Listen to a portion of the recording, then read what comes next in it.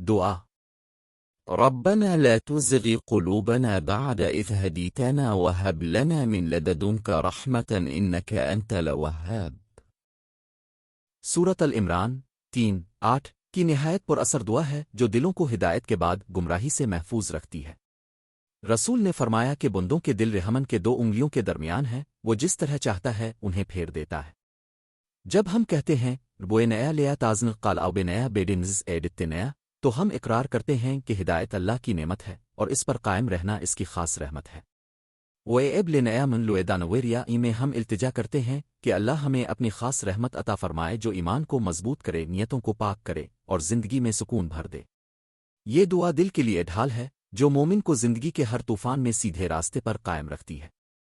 ربنا لا تزغ قلوبنا بعد إذ هديتنا وهب لنا من لدنك رحمة إنك أنت الوهاب۔